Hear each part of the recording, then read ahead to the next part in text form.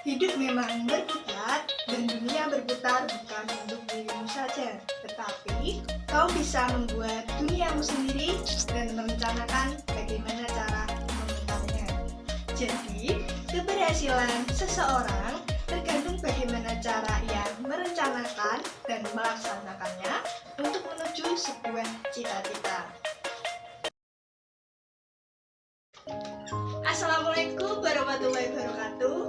Halo anak-anak, berjumpa lagi dengan Ibu Zakia Rizky Amsari.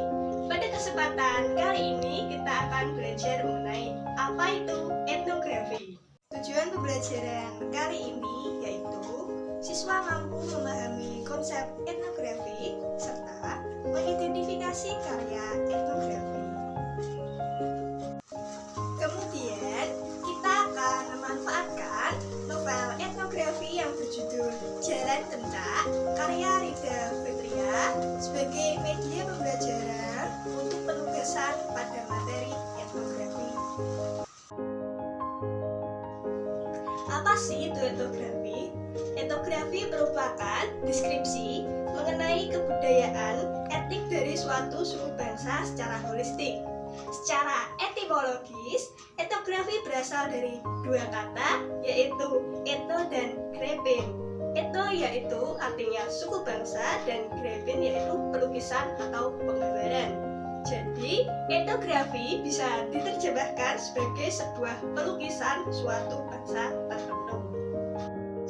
Etnografi didapat dari suatu kasus langsung yang diperoleh dari lapangan secara holistik, bersifat mikro dan komparatif, serta terbatas dalam ruang dan waktu.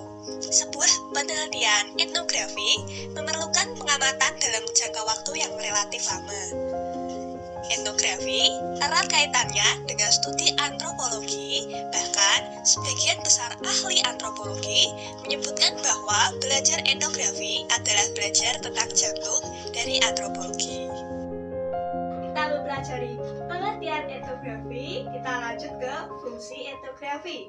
Pada zaman dahulu, etnografi ditujukan untuk tujuan kolonialisme yang menggambarkan suatu komunitas dengan tujuan politis di belakangnya. Seperti contohnya, yaitu tulisan Snook di Aceh tentang Aceh yang menggambarkan etnografi masyarakat Aceh pada saat pendudukan Belanda. Kemudian setelah berkembangnya zaman, etnografi saat ini digunakan untuk memahami suatu kebudayaan atau komunitas tertentu.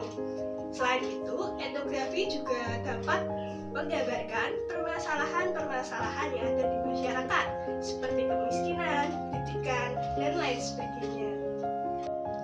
Setelah fungsi etnografi, ada pun ciri khas etnografi. Yang pertama, yaitu holistik dan integratif atau menyeluruh. Holistik yaitu adanya keterkaitan antara suatu kebudayaan dengan unsur kebudayaan lainnya yang terdapat dalam satu kultur universal agar bisa didapatkan gambaran atau analisis etnografi yang lengkap. Kemudian yang kedua yaitu ada thick description atau penjelasan mendalam. Dan yang terakhir yaitu analisis kualitatif, di mana etnografi ini biasanya ditulis dalam bentuk deskripsi kualitatif. Oke anak-anak, setelah kita belajar pengantar etnografi, kita akan masuk pada materi metode penelitian etnografi, di mana kita akan belajar teknik penelitian etnografi, bentuk-bentuk etnografi, dan ruang lingkup topik penelitian etnografi. Adapun teknik penelitian etnografi menurut Jerome Kirk dan Mark Miller, yang pertama yaitu memilih masyarakat sebagai objek penelitian. Di sini seorang etnografer sebelumnya memilih nih masyarakat mana atau komunitas mana yang akan kita teliti seperti itu. Kemudian setelah itu kita menemukan dan mengumpulkan data. Lalu setelah kita nih dapat data, setelah kita mengumpulkan data, kita melakukan penafsiran data. Dan yang terakhir yaitu penjelasan untuk pamit dari lapangan. Maksudnya di sini peneliti harus meninggalkan kesan yang baik dan tidak mengecewakan pihak yang telah membantu ketika proses penelitian.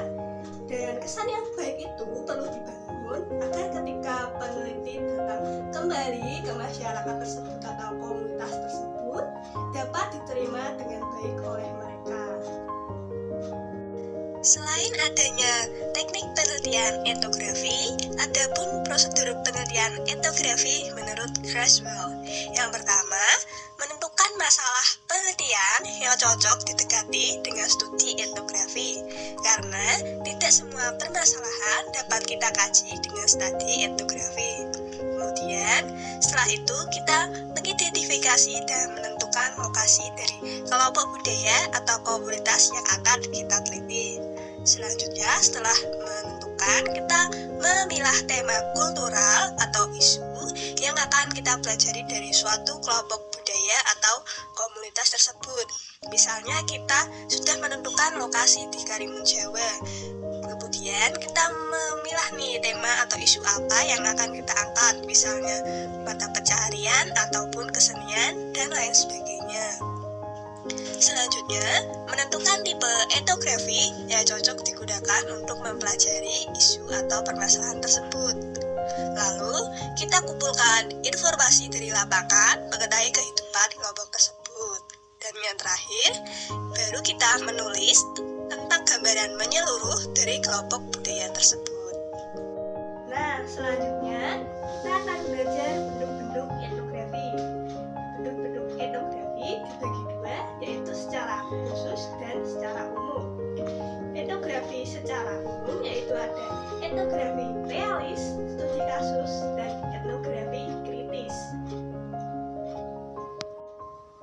Selanjutnya, bentuk-bentuk etnografi secara khusus. Yang pertama ada ethnographic description, kemudian ada standar etnografi, monolingual etnografi, social etnografi, life history, dan yang terakhir ada etnografi novels. Yang terakhir ada lingkup topik penelitian etnografi, yaitu meliputi 7 unsur kebudayaan, yaitu ada bahasa, teknologi, ekonomi, organisasi sosial, pengetahuan, religi, dan kesenian. Jadi begitu anak-anak, sedikit seluk-beluk dari materi etnografi.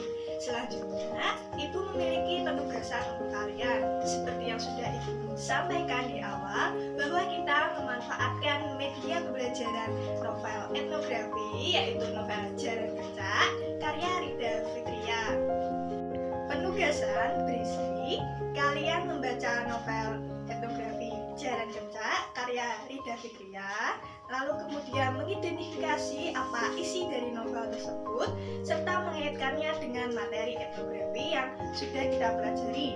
Kalian bisa lebih membaca secara mendalam tentang materi etnografi melalui buku paket yang telah dibagikan atau sumber-sumber lainnya yang bisa kalian temukan di internet. Itu kalian bisa membuat sebuah catatan kecil yang menarik, terserah seperti apa, terserah kalian, sekreatif kalian.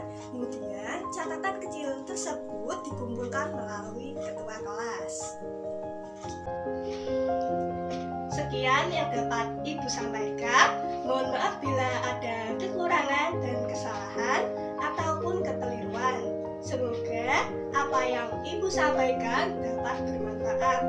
Terima kasih atas perhatiannya. Wassalamualaikum warahmatullahi wabarakatuh.